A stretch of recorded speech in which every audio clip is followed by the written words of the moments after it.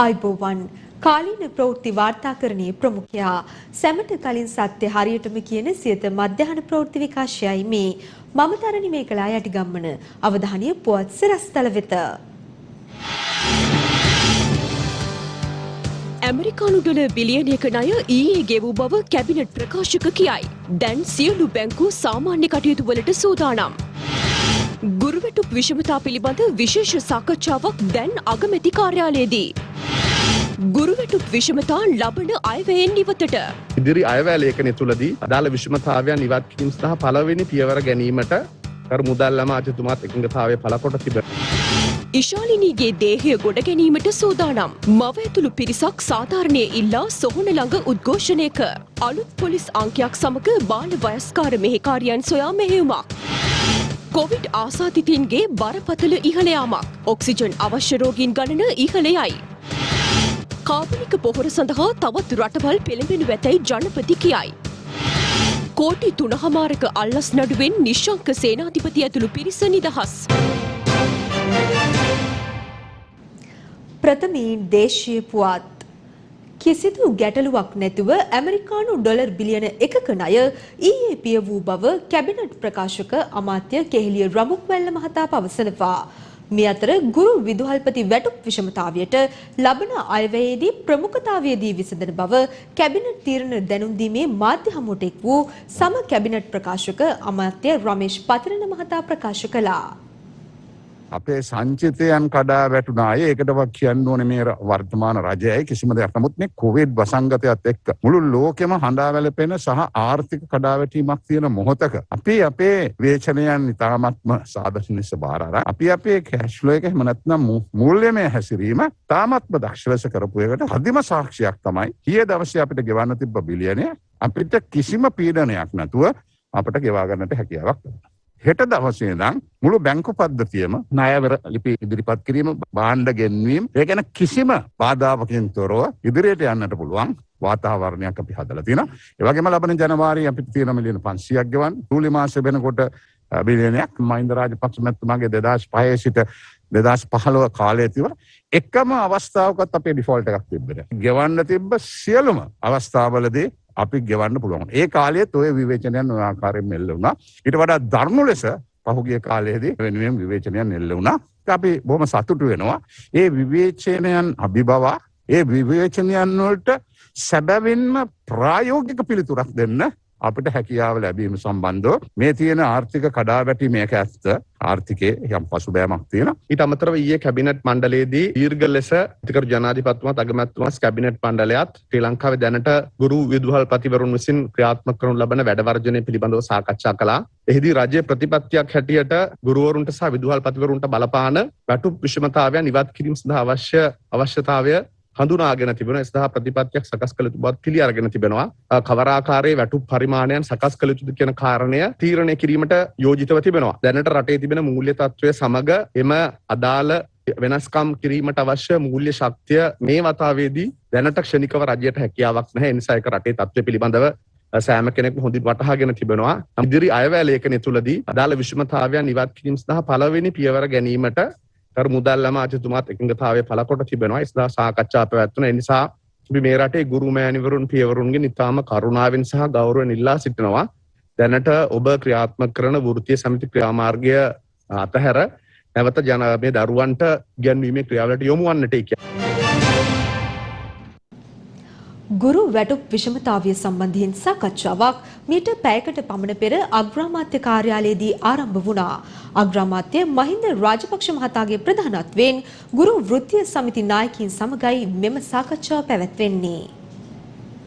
ගුරු වැටුප් විෂමතාව මුල් කර ගනිමින් ආරම්භ කළ වෘත්තීය ක්‍රියාමාර්ගයට අදට දින 16ක් ගතව තිබෙනවා. ඒ අනුව මෙවන විට සියලු ගුරුවරුන් ඔන්ලයින් අධ්‍යාපන කටයුතු වලින් ඉවත් වී තිබෙනවා. ගුරු වැටුප් විෂමතාවය සංශෝධනය කිරීම සඳහා කැබිනට් පත්‍රිකාව ඊයේ පස්වරුවේ පැවති කැබිනට් මණ්ඩලය වෙතද ඉදිරිපත් කෙරුණා. ඒ අනුව ගුරු වැටුප් විෂමතාවය සංශෝධනය කිරීම සඳහා ගත යුතු ඉදිරි ක්‍රියාමාර්ග පිළිබඳව සාකච්ඡාවක් අග්‍රාමාත්‍ය මහින්ද රාජපක්ෂ, අධ්‍යාපන අමාත්‍ය ජී.එල්. පීරිස් මහතා ඇතුළු අමාත්‍යවරුන්ගේ සහ වෘත්තීය සමිති නායකයින්ගේ සහභාගීත්වයෙන් අද පෙරවරු 11ට ආරම්භ වුණා. ඒ අග්‍රාමාත්‍ය කාර්යාලයේදී මේ අතර අද දිනේ පැවැත්වීමට නියමිත සාකච්ඡාව සම්බන්ධයෙන් ලංකා ගුරු සංගමේ ලේකම් ජෝසප් ස්ටාලින් මහතා මෙලෙස අදහස් පළ කළා. අද දින අපේ අග්‍රාමාත්‍යවරයාත් එක්ක සියලු වෘත්තීය සමිති ඒකාබද්ධ සාකච්ඡාවක් තියෙනවා. මේ සාකච්ඡාවේදී අපි බලාපොරොත්තු වෙනවා අපේ ඉක්මනට යහපත් චාරයක් ලබා ගන්න. ඇත්තටම දැන් ඒ අපේ නමුත් අපේ ක්‍රියාමාර්ගයත් ඒ අතරම වෙනවා. අද දැනට දින 16ක් ක්‍රියාත්මක වෙනවා. අපි අනිවාර්යයෙන්ම අපේ ක්‍රියාමාර්ගය ශක්තිමත්ව පෙරට ගන්නවා. මොකද අපිට පිළිගතයක විශ්වාසයක් අපිට අවශ්‍ය වෙන්නේ. දැනට පැවැත්වෙන සාකච්ඡාවේ තොරතුරු අප වෙත ලදවහම ඔබ වෙත ගෙනීමට අප සූදානම්.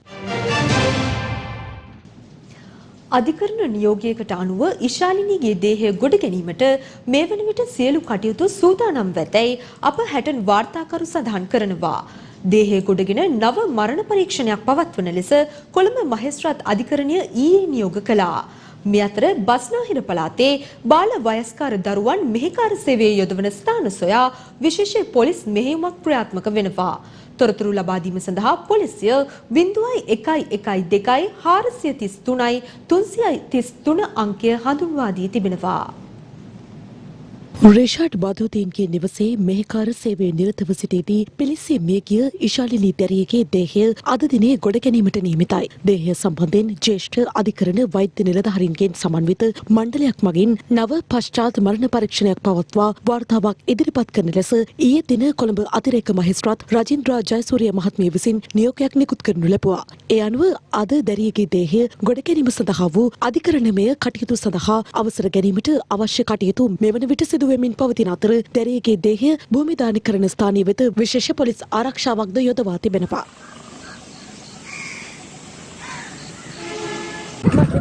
පහුල කට්ටියට මේක තරන්න බැරි දෙයක්. මම ඒක ඉවසගෙන මම ඒක කරන්න කියලාත් මම කිව්වේ. මගේ දුවට හරි නීතිය ඕනේ කියලා තමයි. සාධාරණ පැත්තකින් ඉස්සෙන්න ඕනේ.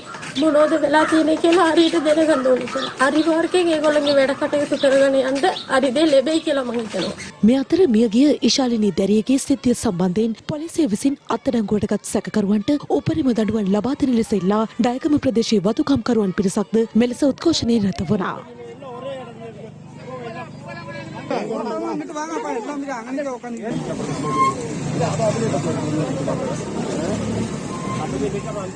මීට පෙර රිෂාඩ් බදුදීන් මහතාගේ නිවසේ මෙහෙකාර සේවයේ යොදවා සිටි බවට හැටන් ඩයගම ප්‍රදේශයේම පදිංචි තරුණියන් කිහිප දෙනෙකු සම්බන්ධයෙන් ප්‍රකාශ ලබා ගැනීමට නියමිත බවටද තොරතුරු වාර්තා වනවා. මේ අතර අද දිනේත් ඉශාලිනී දැරියට සාධාරණයක් ඉටු කරන ලෙස ඉල්ලා දිබුල වතුකම්කරුවන් විරෝධතාවයක නිරත වුණා.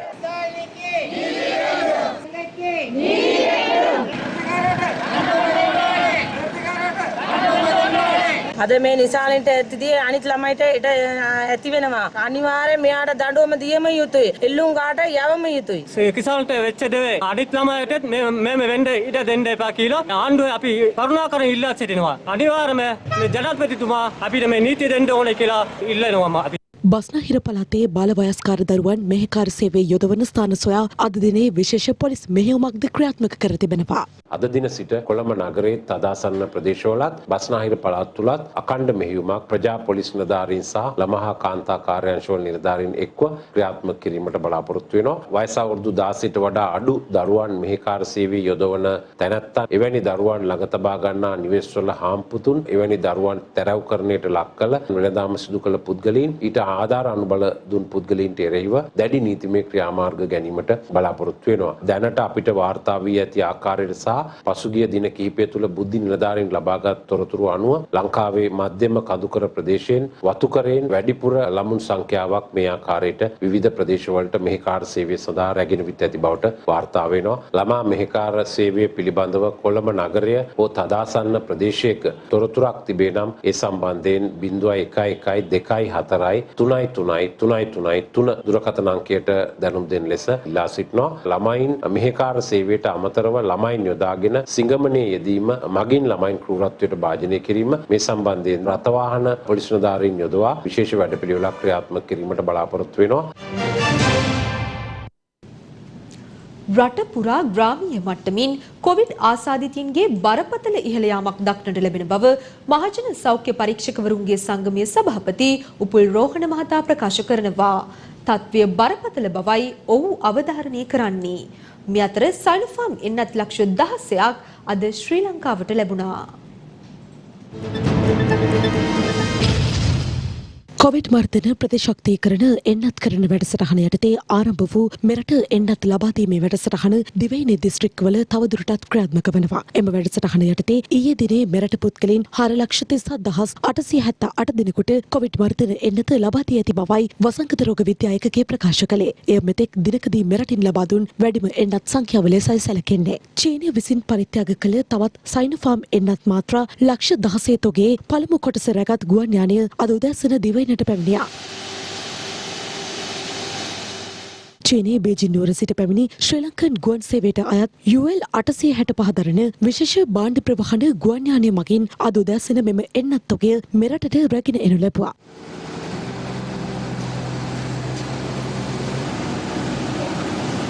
මෙම එන්නත් මාත්‍රා ප්‍රමාණය චීන රජය එක්වරකදී ප්‍රධානයක් ලෙස ලබා දුන් වැඩිම කොවිඩ් මර්ධන එන්නත් සංඛ්‍යාව ලෙසයි සැලකෙන්නේ. ඒ අනුව චීනය විසින් ශ්‍රී ලංකාවට මේ දක්වා ප්‍රධානය කර ඇති සයිනෝෆාම් එන්නත් ප්‍රමාණය ලක්ෂ 27ක්. විශේෂයෙන්ම ඊයේ දවසේත් අපි ලංකා ඉතිහාසයේ වැඩිම එන්නත් කරණය සිද්ධ වෙච්ච දවස විදිහට වාර්තා වෙනවා. මැරෙන සංඛ්‍යාව බලපුවම ඒ සංඛ්‍යාවෙන් 99%ක්ම එන්නත් කරගත්තේ නැති අය. විශේෂයෙන් අද ලැබිච්ච මේ එන්නත් අපි උතුරු සහ නැගෙනහිර ප්‍රදේශවල 100%ක් එන්නත් කරන්නට තමයි මේ සයිනෝෆාම් මාත්‍රා මිලියන 1.6 පාවිච්චි කරන්නේ. අපි දැක්ක ගුරුවරු ඉතාම අවාසනාවන්ත විදිහට ලොකු පිරිසක් ඒකරාශී වෙලා රටේ හැමතැනම වගේ උද්ඝෝෂණ කරනවා. ඉතින් ඔවුන් ලොකු අවදානමක සිටිනවා මේ ඩෙල්ටා ප්‍රභේදයට නිරාවරණය වීමේ. විශේෂයෙන්ම දැනට අපිට පේන හැටියට අපේ රෝහල් වල ඔක්සිජන් මත යැපෙන රෝගීන් සංඛ්‍යාවේ ඉහළ යමක් පහුගිය දින කිහිපෙදී අපිට නිරීක්ෂණය කරන්න පුළුවන්. මේ වෙනකොට පරීක්ෂණ කරගෙන යනවා උන් ඩෙල්ටා ප්‍රභේදයට නිරාවරණය වුණ අයද කියන කාරණේ. යම් ආකාරයක අනතුරු ඇඟවීමක් තමයි මේ ඩෙල්ටා ප්‍රභේදය පැතිර යාමේ වක්‍රව ලැබෙන ඉඟියක් තමයි මේ අපිට ලැබෙන්නේ. ඉතින් ඒ වගේ අවස්ථාවක මෙහෙම ජන සාමූහික වශයෙන් එකතු වෙන එක කිසිසේත්ම සුදුසු කටයුත්තක් නෙමෙයි. ඊයේ දිනේ මෙරටින් COVID-19 ආසාදිතයින් 1665 දෙනෙකු හඳුනා ගැනීමට හැකි වුණා. ඒත් සමග මෙරට සමස්ත COVID-19 ආසාදිතයින්ගේ සංඛ්‍යාව 2,98,181ක් දක්වා ඉහළ ගියා. ඉන් පුද්ගලයන් 2,69,007 දෙනෙකු මෙවන විට පූර්ණ සුවය ලබා රෝහල් වලින් පිටව ගොස් ඇති අතර වෛරසය ආසාදනය වීම හේතුවෙන් තවදුරටත් රෝහල්ගතව ප්‍රතිකාර ලබන්නේ පුද්ගලයන් 25,075 දෙනෙකු පමණයි. මේ දක්වා සාම්පල් වලින් නොලැබුණත් අනෙක් පළාත්වලත් ඩෙල්ටා ප්‍රභේදය ආසාදනය වෙච්ච පුද්ගලයෝ ඉන්න ඉඩකඩ තියෙනවා කියන එක විද්‍යානුකූලව බොහෝ දෙනෙක් තහවුරු කරලා තියෙනවා. අපි දන්නේ නැහැ මොන ආකාරයට මේක පැතිරෙයිද කියලා. අපි දීලා තියෙන සෞඛ්‍ය මාර්ගෝපදේශ ලිහිල් කිරීම සහ සංචරණ සීමා ලිහිල් කිරීම හරහා වැඩිදුරටත් තවත් රෝගීන් වැඩිවීමක් නිරීක්ෂණය වන්නේ නැත්නම් අපිට ඉදිරියේදී තවදුරටත් මේ සෞඛ්‍ය මාර්ගෝපදේශ ලිහිල් කරන්න පුළුවන්. එසේ නොවුනහොත් ඉදිරියේදී ලිහිල් කිරීම ප්‍රමාද වෙන්න ඉඩ තියෙනවා. නැත්නම් ආපස්සට දැඩි කිරීමට සමහර විට මේක හේතුපාදක වෙන්න ඉඩ තියෙනවා. රටේ මේ වෙනකොට ඇති වෙලා තියෙන තත්ත්වය ඉතාමත්ම අවදානම්. COVID-19 රෝගීන් දෛනිකව විශාල සංඛ්‍යාවක් වාර්තා වෙනවා. ඒ වගේම මරණ සංඛ්‍යාව දිනෙන් දින ඉහළ යමින් තියෙනවා. මේ තත්ත්වය ඉදිරියේදී තවදුරටත් භයානක තැනකට වර්ධනය වෙනවා කියන එක පේන්න තියෙනවා. ශීඝ්‍රයෙන් බිම් මට්ටමේ රෝගීන් පැතිරීම වැඩි වෙලා තියෙනවා. ආසාදන හැකියාව ඉතා ශීඝ්‍රයෙන් වැඩි වෙමින් තියෙනවා කියලා පේන්න තියෙනවා. ඒ නිසා මේ ව්‍යසනකාරී තත්ත්වය අපි කලින් අනතුරු ඇඟෙව්වා. මේ අනතුරු ඇඟවීම රටේ සාමාන්‍ය ජනතාව හෝ සෞඛ්‍ය සම්බන්ධ නීති රෙගුලාසි හදන පාලන තන්ත්‍රය බාරගත්තේ නැහැ. වගේම බිම් මට්ටමේ තියෙන කටයුතු පිළිබඳ නිසි අවබෝධයකින් තොරව කටයුතු කරා කියන එකත් අපිට පැහැදිලිවම පේන්න තිබුණා. දැන් ඒ අපි කරපු ක්‍රියාකාරකම් වලට අපි වන්දි ගෙවමින් ඉන්නවා මේ මොහොතේ ඉඳලා. ඉදිරියේදී මේ වන්දිය විශාල ජීවිත සංඛ්‍යාවකින් ගෙවන්න සිද්ධ වෙන්න පුළුවන් තත්ත්වයට රට තල්ලු වෙමින් තියෙනවා. පසුගිය 25 වැනි දින සිදු වූ තවත් කොවිඩ් මරණ 48ක් පිළිබඳ සෞඛ්‍ය සේවා අධ්‍යක්ෂ ජෙනරාල්වරයා විසින් ඊයේ පසුරුයි තහවුරු කිරීමත් සමග මෙරට සමස්ත කොවිඩ් මරණ සංඛ්‍යාව 4147ක් දක්වා ඉහළ ගියා. ඊයේ දින වාර්තා වූ කොවිඩ් මරණ 48 අතර කාන්තාවන් 18 දෙනෙකු සහ පිරිමි පුද්ගලයන් 30 දෙනෙකු වන බවයි රාජ්‍ය ප්‍රවෘත්ති දෙපාර්තමේන්තුව සඳහන් කළේ. කාබනික කෘෂිකර්මාන්තය සඳහා ලෝකයේ තවත් රටවල් පෙළඹෙනු ඇතැයි ජනාධිපති ගෝඨාභය රාජපක්ෂ මහතා සඳහන් කරනවා. ජනාධිපතිවරයා ඒ බව පැවසුවේ ඉතාලියේ රෝම නගරයේ ආරම්භ වූ එක්සත් ජාතීන්ගේ ආහාර පද්ධති සමළුව වීඩියෝ තාක්ෂණය ඔස්සේ අමතමින්. ඉතාලියේ රෝම නගරයේදී ආරම්භ වුණු එක්සත් ජාතීන්ගේ ආහාර පද්ධති සමුළුවේ රාජ්‍ය නායක පූර්ව සැසිය ජනාධිපති ගෝඨාභය රාජපක්ෂ මහතා විසින් අමතනු ලැබුවා.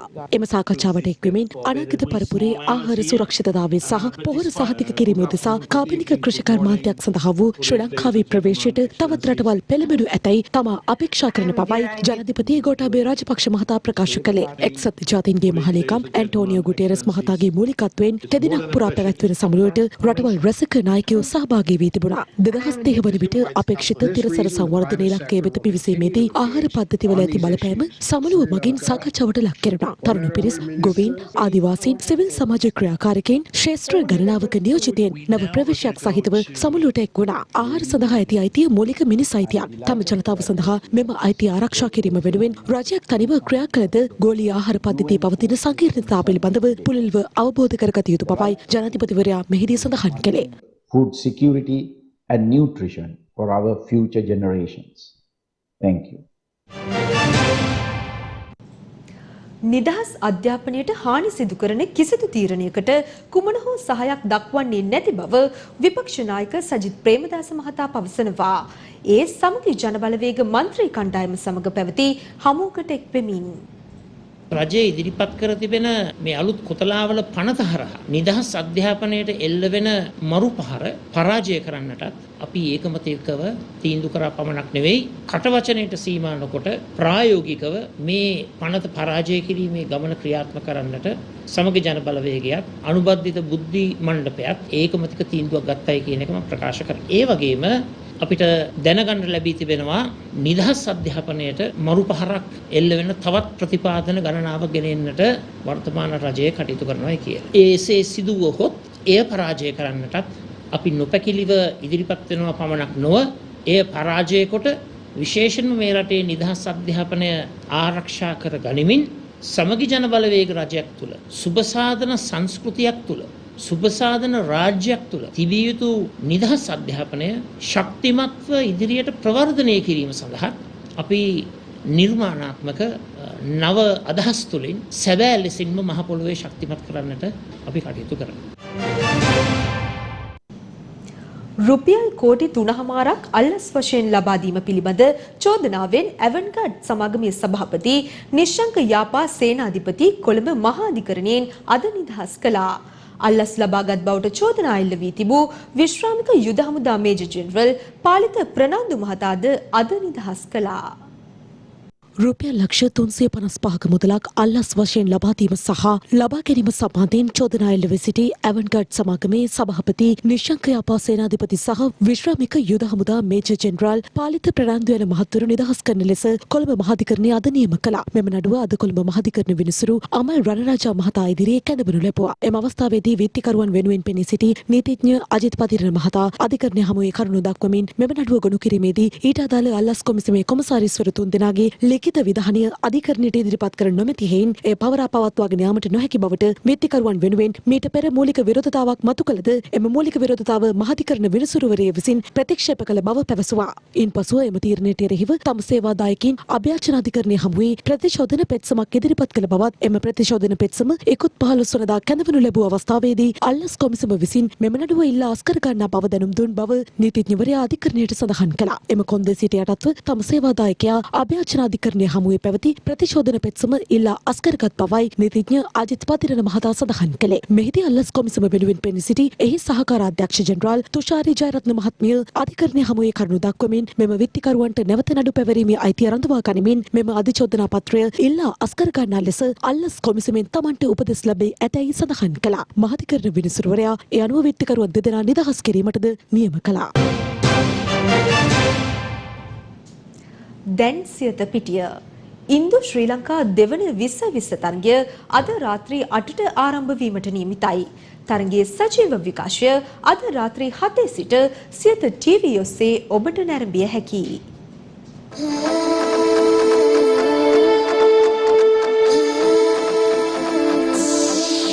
දෙවන 2020 තරගය පැවැත්වෙන්නේ කොළඹ ආර් ප්‍රේමදාස ක්‍රීඩාංගණයේදී.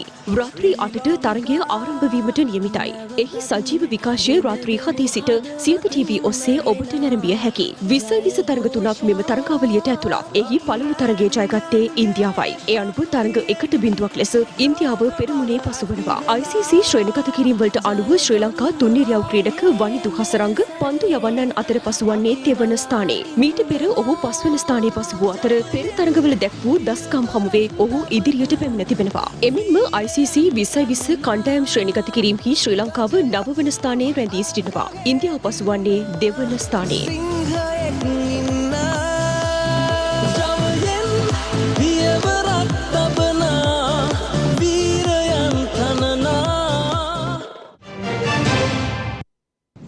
එම පුවතත් සමගින් සිත මධ්‍යහන ප්‍රවෘත්ති විකාශය අවසන්. ඔබට සුබ දවසක්. දිනපතා අලුත් වීඩියෝ සහ ප්‍රවෘත්ති නැරඹීමට ඉහත බටන් එක ක්ලික් කර සියත TV සබ්ස්ක්‍රයිබ් කරන්න.